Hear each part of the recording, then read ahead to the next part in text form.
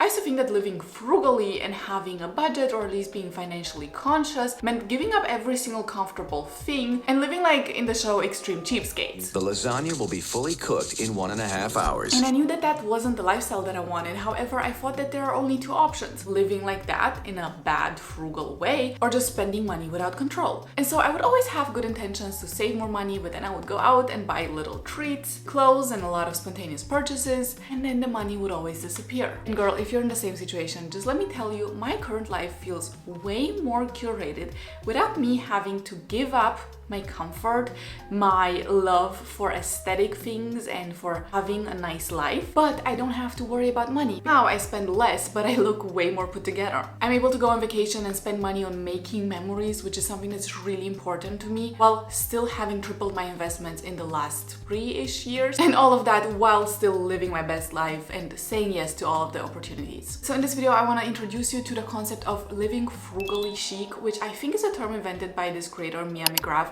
I've seen her talk about it. It's all over the internet. It's nice to have a phrase that finally explains the lifestyle of spending money, but being really intentional and having a curated lifestyle. So these are the 12 frugal chic habits that I think everyone should do. I've done some of these habits for the last 5 years and they help me spend smarter, live better, and stop wasting money on things that don't matter. A very controversial topic, but I don't think that always looking for the cheapest option is actually the best thing for your budget. I feel like this can really be a trap when you're saving money. For instance, you have a very low budget for clothing, you don't want to spend a lot of money on new clothing, and so whenever you go shopping, you just look for the cheapest option, you go directly to the sales section, you look for a good bargain. And while this might genuinely be a smart money move, I've also found that it sometimes can lead to some impulse purchases of items that you're not actually gonna wear in the long term. What I did when I used to shop like this is I would sometimes purchase things. For instance, I was looking for a top, I would find a top that is cheaper, and I would buy the cheaper top. However, I wouldn't wear it that much because it just wasn't my style. If I would have spent a little bit more money to buy the more expensive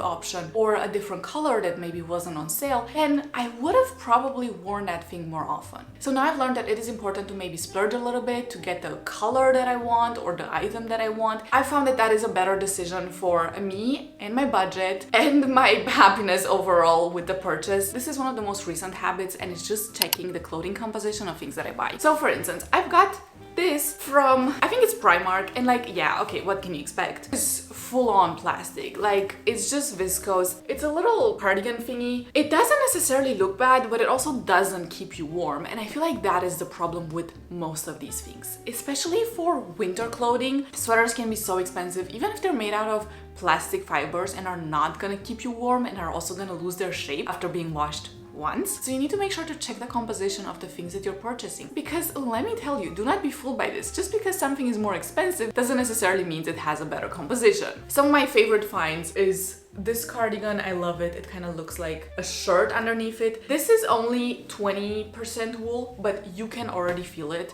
It's way warmer than other things. I also love this Mango Selection cashmere sweater. It's just a simple one, but it's so comfortable. I love it. It's 100% cashmere, and it was 70 euros. I did get it on sale, but I feel like it is a decent price. Another one is this yellow Zara wool cardigan. I actually got this off Vinted. What I'm trying to show with these is that you don't need to break the bank in order to get high quality pieces that are actually gonna last you a long time. The sorts that I feel like are more on the affordable side, however, they do have pieces made out of 100% wool, are And Other Stories, COS or COS, however you want to call it, Massimo Dutti, sometimes even Zara, Mango Selection. The composition can be checked on this tag, which is usually in the bottom left corner. If you're enjoying this video, make sure to subscribe for more videos like this, and if you need a budgeting template so that you can make your frugally chic budget, you'll find it through the link down below. This might be a little bit controversial, but I'm not a fan of buying things with logos. I have to say that I grew up in a culture where it was like cool to have stuff with logos. People would literally have white t-shirts with like a Calvin Klein logo on it, just to show that, you know, they have the money for Calvin Klein. And that is insane. Like, first of all, those t-shirts are, in my personal opinion, quite ugly. And what is the point of it? Are you buying something in order to build an outfit that you genuinely enjoy, or are you just trying to show off? Obviously, I think it's pretty clear that you should not buy things in order to impress other people. Buy the things that you like to have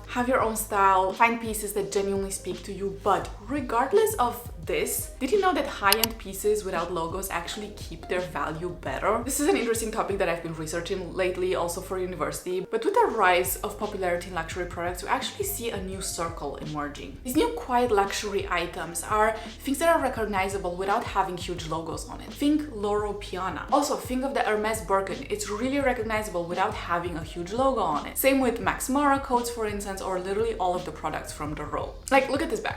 How much do you think it is? Please write it in the comments because I'm genuinely curious. 3, 2, 1. It is $3,600 little dollars. And what is even crazier is that these items are in extremely high demand and also keep their value better. Paying yourself first. I first heard this idea in a book that I read when I was way too little and I didn't even have my own income. I think I was like 16 or 17. The whole idea of the book was when your income comes into your bank account, first thing you do is pay yourself a portion of the income that you want to save or invest. So instead of getting your income, then paying bills, spending money throughout the month, letting the money flow out of your account, and then looking at what is left over and just investing that or saving that, you should do it the other way around, because that way you're guaranteed that you're actually gonna save more. Basically, you pay yourself first, you take money and put it aside for future you, for investments, for whatever your current goals are, and then you spend money on your bills and lifestyle expenses. Of course, do this in a smart way. Make sure that you have enough money to pay your bills, to not be late on them, because otherwise it's just gonna cause more expenses. But in order to do that, it is really important to have a budget. So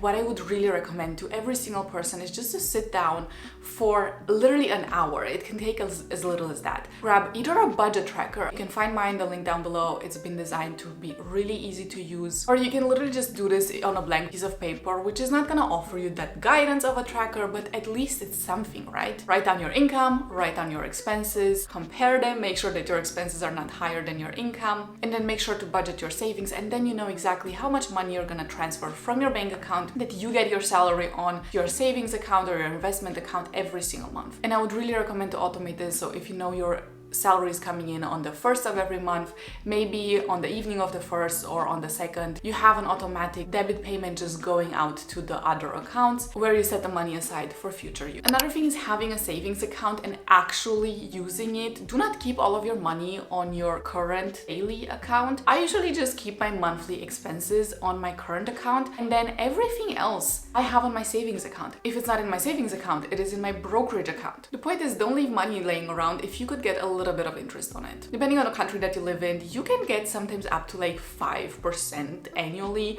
with savings accounts that you can actually take your money out of at whatever point you want. So if you have some money that you know you're not gonna need next week, maybe it's savings for a vacation, for a certain purchase you want to do in the future, maybe it's your emergency fund that you have saved up in case something happens. Put that in a savings account. Just make sure that you always have access to it and you can withdraw it really quickly if you need to, but do not let it sit on your current account without getting any type of interest on it. Also, use cards that have cash back. Honestly, this is a no-brainer. It can be a bit tricky to find cards like these. I have one from my broker. I use Trade Republic. This is a personal recommendation. I'm not getting paid to say this. I've been using Trade Republic for 5 years. Right now, it is my favorite broker because they also offer interest on cash that you have sitting in your account, and they also offer you 1% cash back if you make a purchase with their card. I love that. I feel like in the DACH area, that is one of the best offers, at least the banks that I've looked at. The other ones offer like really low percentages on savings accounts and they offer no cash back. And I'll try to find a link for you so you can also sign up to Trade Republic if you're interested in this. The next things are mindset shifts. First one is to let go of the idea that you need to spend money on things. This is a coping mechanism for a lot of people. It's a very normal human thing to sometimes get overwhelmed and to have bad days and then to think about like, okay, what can I do to make this day better? And a lot of people tend to go shopping or go online shopping, order things, so that they have this dopamine of getting a package or unboxing something later on. This is just emotional escape spending. It's unnecessary spending. It's probably gonna lead to a lot of impulse purchases purchases that are gonna end up just laying around, not being used, usually happens when you're either not stimulated enough, when you're bored, or you're overstimulated, for instance, you're stressed, or you're just disconnected from your purpose. The way to fix this is to just be aware of it in the first place. Notice what your shopping habits are. Notice if there's an increase in ordering things or shopping things when you're stressed, and then addressing it. On the same note, don't let materialistic purchases be the most interesting thing in your life. I used to have this friend, but all we would talk about is the next purchase. All we would do when we would hang out together is go shopping. She was constantly sending me pictures of things that she ordered, things that she wanted to return. I was doing the same. And I can really say now, without any type of hatred, that wasn't a healthy relationship. It was probably not good for both of us and for both our budgets. Since then, I've grown and I've realized that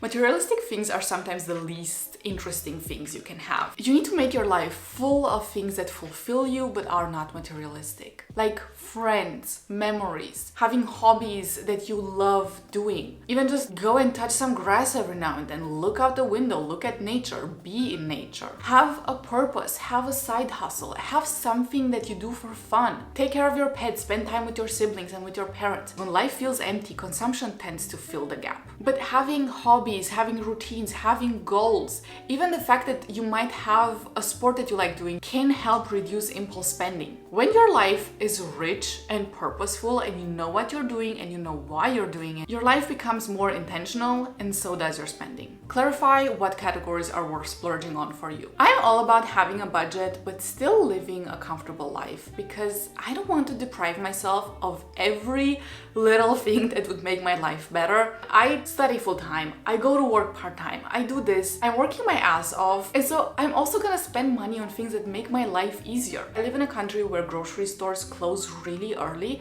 Sometimes I don't manage to go to the grocery store when I come home from work. So this is why I do order groceries, and it's something that people are shocked by, like, oh my god, you're so young, why would you order groceries? I know I'm capable of going to the store, however, I spend so much time at the store. Stores are usually so full. Usually I don't even find everything that I need at one store, especially vegetables for some reason. So I have to go to 2 different stores, and I feel like spending an extra 10 euros on delivery fees is worth it for me. If that saves me an hour or even 2 of my life, it is worth it. Same with having a nice gym membership. My health is really important to me. I do spend a lot of time in the gym, so I think it is worth it. However, I make these decisions consciously because I also do spend on having groceries delivered. I also cook more at home, so then I spend less or almost nothing in some months on getting meals delivered or even eating out. Also, time is money. And I don't mean this in a hustle bro culture type of way. Please spend time with your loved ones, with your friends. Always make time for them.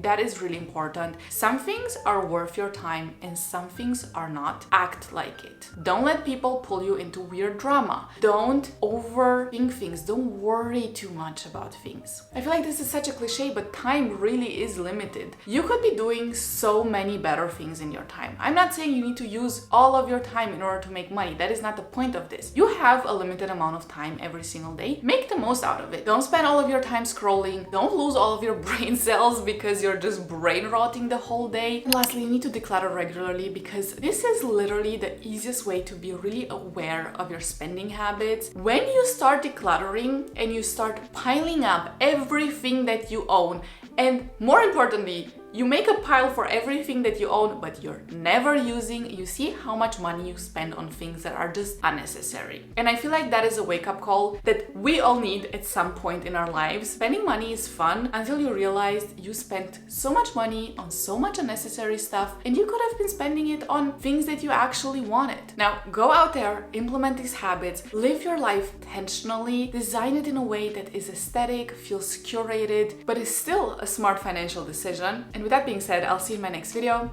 Bye-bye. And if you want to know the high maintenance habits that I have in order to stay low maintenance, click on this video.